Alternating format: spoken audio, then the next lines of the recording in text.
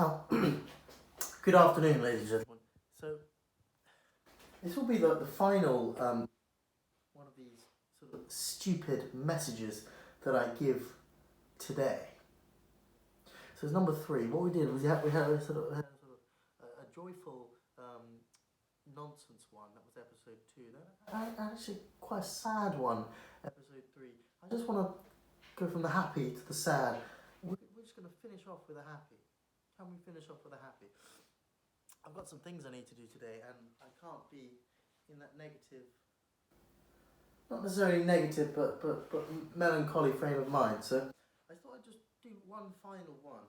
So we're back into this nonsense persona where I'm doing this all the time for no good reason. But so here we are. So what we're going to talk about is boxing. All right, boxing. We put a box around that. So I'm about to head off to the gym to learn how to dance. Really, that's what I'm doing. So I'm moving, and there's an imaginary opponent. Okay, that's what's happening. That's what's happening in the training. Yeah, what we're doing is we're moving. We're moving, and what we're doing is maybe there's a punch coming. How do I react? Yeah, that's what's going on. Okay, so what we're doing is we're trying to dance, and we're trying to move, and we're trying to learn the precision of movement. Okay, so it's all very well being told when a punch comes of this nature, roll under it and then hook with the left hook. Great, fantastic. That's a starting point. Now you then perform that roll in front of your trainer. Great. So say we're moving, we're just ducking. Imagine there's a straight right hand coming straight to my face. Where's it coming? We're rolling. Alright? Easy. Now, that's the start. Now, can you drill that precise movement 1,000 times? Do you know what I mean? 1,000 times. 10,000 times. So that's what I do. I go to the gym and I dance in front of this bag. This cylinder of, I don't know what's in it, sand or probably something, boxing punching bag, yeah? Sand or mattresses or someone's put a duvet inside the boxing. There's something in it, right? So what we're doing is we just drill. Okay, so it's the precision of movement. So it's like pop, pop, and then it's a spin, and then it's a bang. So that's what we're doing. We've learned the movements, and then we are drilling them. And we are drilling them to the point where the muscle fibers are different. The muscle fibers have become different fibers because we've drilled that motion so many times that it's instantiated in the very cells of one's body, that your body is born. It's like it's born again to do that movement and to do this movement over here and to do these. There's not that many. There's like 15 movements that make up boxing, but you've got to drill them to the point where your body is changed so that not only do you know how to do the movement, but your body wants to do it. You know, it's like, and so muscle memory is one way of explaining this idea, but I think it's deeper than muscle memory. It's like you're changing the physical cells. So that's what we're doing. That's what we're doing. So there's like a pattern in your head. It begins in your mind. These are the certain movements, and then as you instantiate and build into that practice. And now, if you take certain supplements such as creatine and eat healthily with a diet of protein and so on, what you do is you give your body what it needs to reorganize it. So this is just the reality of exercise. If you play a bunch of football from the age of 5 to 15. If you're a footballing kid, you will look like a footballer. You will have obviously everyone's different and different footballers, but you know, if you play rugby and if you go to the gym and lift weights like a bodybuilder and you want to have a big chest, big back, that's what you'll have, you know? So it's sports specific. So, as you can see, I don't have big biceps. Don't need them. This bicep is this movement.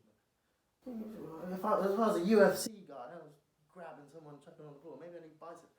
I don't need biceps. You know, you just need, and you need not big muscles, quick muscles. Okay. So why quick muscles? Well, why not big muscles? Surely everyone wants big muscles. What do muscles use in exercise? Oxygen. Oxygen. So if you have muscles bigger than it's helpful. The oxygen needs to be in your head and in your lungs. You know, boxing is really a mental game. It's like most sports. You know, once you have the physicality, what it comes down to is who's got the stronger mind. Now, so you need oxygen for your head and for your thinking, because you know big muscles are great, and you can punch harder possibly, but boxing is not about punching harder. It's about landing your punches, and it's about slipping theirs. So, say you're an Anthony Joshua, or say you're this massive heavyweight or whatever.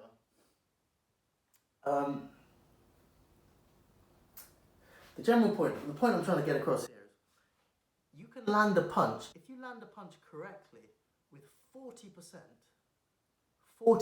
of your power, that can be devastating. And if you land a bunch of those in sequence and whilst evading the other person, and you will win. You don't need to smash the person. You need to wait for the perfect opportunity, sneak you up, bam. You know, it's a matter of timing. So it's a dance, okay. Now, apologies for the persona. I mean, sort of this persona, and so forgive me, but it's a kind of a sort of a shifter. It's a movement. Okay. So what are your tools? Good question. Let's just go through them. I don't know how many. I was going to say how many tools there are, but okay. Tool number 1, jab. Everyone knows this. If I tilted the camera down, what you want to do is you want to rotate the. You don't really care. Right, jab. Next one, right hand. Okay, that's your basic jab, right hand. Tool number 1, tool number 2. And jab, you just want to use it all the time. You just want to. I'm finding out where you are. Where are you? I'm sensing you. I'm not necessarily trying to hit you. I'm just trying to sort of see what your reaction is. Are you gonna bite? I'm giving you a bit of bait. Are you gonna bite? Are you gonna try and respond? If someone else jabs me, I might try and, oh goodness. So if I'm just doing this all the time, just seeing what's going on, head movement, and then the fight gets interesting. So, jab. Now everyone knows about the right hand is obviously your power weapon to some degree. Okay. But what I like are the hooks. Now, so a hook is this kind of movement, right? And with the right hand. I'm sure you know this. But what's brilliant about the hooks, it's all about the movement that precedes the hook. So, let me just go a little bit backwards. The audio is probably terrible, isn't it? I don't know why the audio is terrible on this iPhone. Got a new phone, different, who knows. Alright, so, movement number 1. So we're slipping. It's a sort of this. So it's hard to demonstrate without a sort of solid object, because it's hard for you to gauge where the opponent would be. But you want to roll off to the side, and roll back under. And same thing with the hand, and the feet will move in respect. You know, it's a sort of, okay, we're jabbing. Oh, it's an opportunity. Roll off, and it's that kind of thing. And that's the other thing. Every time you land your punches, can you get back to the center? Can you get back to a place of, oh, now we're in comfort mode again. We're in comfort we're in comfort mode. So one hand, right hand protection up here at all. Left hand's a little bit more loosey-goosey, but can we, if we drop the hands, now it looks cool to drop your hands, and occasionally it's beneficial, and you see great fighters drop their hands and fight fantastic. But don't train that way, because you can drop your hands easy if you need to. But again, it comes down to the muscle fibers. If you this is harder. This is hard. This is a harder position to be in. When you get tired, automatically you drop your hands. So if you train like this, then you're just training the easy way. Train with a close guard. Challenge yourself. Make that the comfortable place that your hands go to when you're not thinking. So that's the thing with boxing. You're getting punched in the face. Ideally not, but it's like it can happen.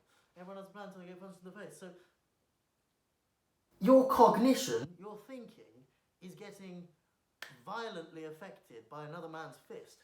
So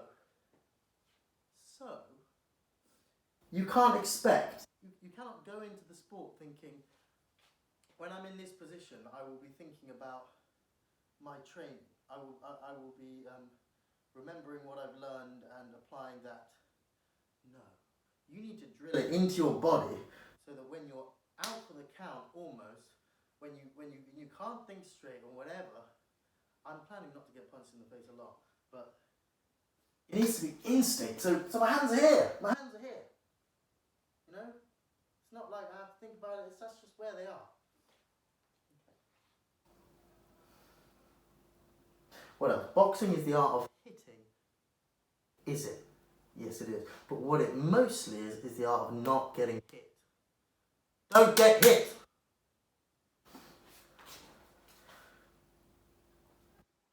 Slip. Best defense. Okay, you can parry, you can retaliate. Best option, don't be there. When the punch is thrown, don't be there. Can you train your body to the point where when that punch comes, you're just gone? They haven't just not hit you, they've missed you by a mile. They missed you by about 6 leagues. You know, about 47 kilometers. They've gone they're nowhere near you. So it's like, can we get to this point where it's just, you're just gone. You're just gone. Okay, and now the best thing is when a man gets tired, when your opponent gets tired and you're frustrating them. Now this is the real key in a fight.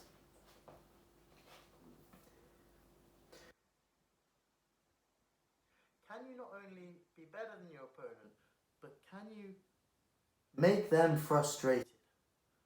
When a fighter becomes frustrated, and not only is he not landing his punches, but he's missing them by a mile, and he feels like a fool. Nothing personal, you're not trying to humiliate them, but you are trying to, a little bit you are trying to humiliate them. You're trying to get them to the point where they're just like, why? Nothing I'm trying is working. Then it's gold dust. Why? Because when a fighter gets frustrated, they will start reaching. They will start, I need to get this guy, bam! So, I need to get this guy, bam! Now, so as opposed to, I need to get this guy, bam, bam, bam. I need to get this guy, bam! Then they're in trouble. They're in big trouble. When someone is overreached, when they're throwing, I'm fighting here. Opponent's frustrated. He is reaching. I just need to wait for one opportunity.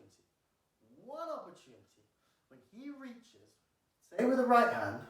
So this is my left hand. So his right hand's going to be here, coming across here.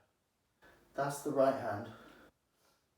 Okay. So he's reaching. He's reaching with this. All I need to do, turn that shoulder. This guy's sailing past me with momentum.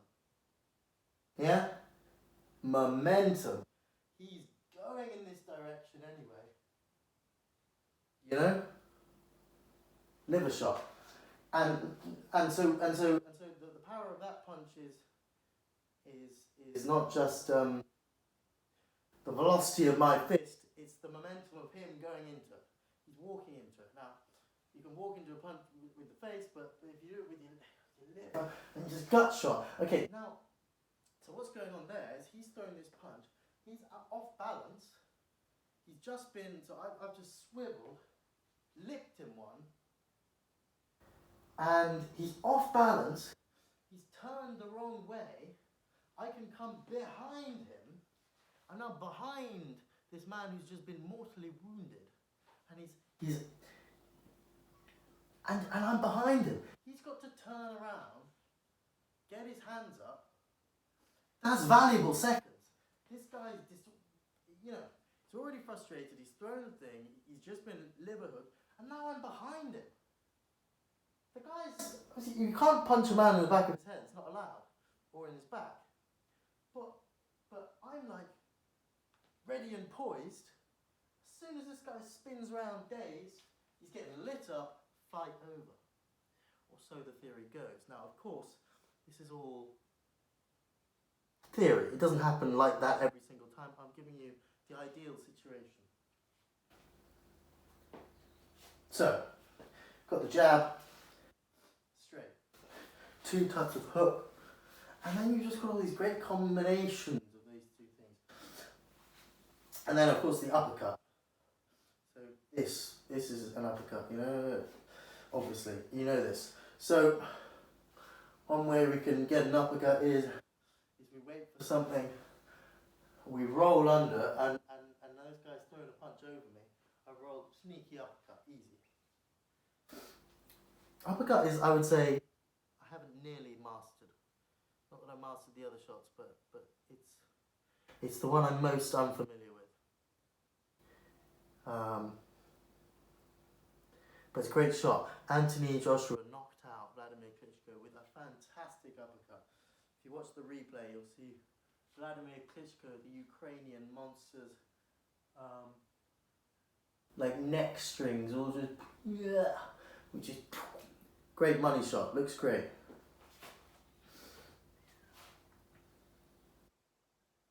But it's not about knocking people out. It is about knocking people out, but it's not. What it is about is the art of dancing and not getting hit. It's all very well being a great boxer and you have a fantastic career, but you've been hit in the face 2,000 times hard. You're not the same guy after those 20 years as you were when you began. So ideal, you want to be,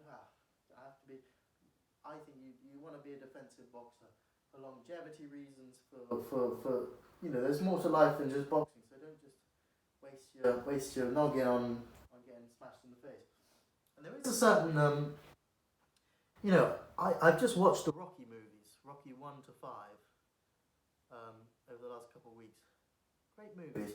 But the sort of spirit of Rocky, what makes him Rocky Balboa, is his just determination and basically his willingness to not give up and get punched in the face 1,000,000 times and carry on and win. Now that makes for a great movie, but it's not brilliant advice for people. And the movies do kind of deal with that. Rocky kind of changes his approach, but I do think that has had a negative impact on what is considered greatness. It is a virtue to get punched in the face 1,000,000 times, and not give up. That's sort of a virtue, but is it the highest virtue? The real highest virtue you should be striving for is the dance. It's the shifting. It's the.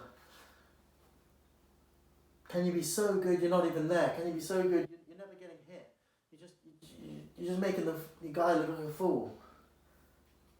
A Floyd Mayweather, surely. Surely that's the goal. So I'm off to the gym to do this. Thank you for listening. Thank you.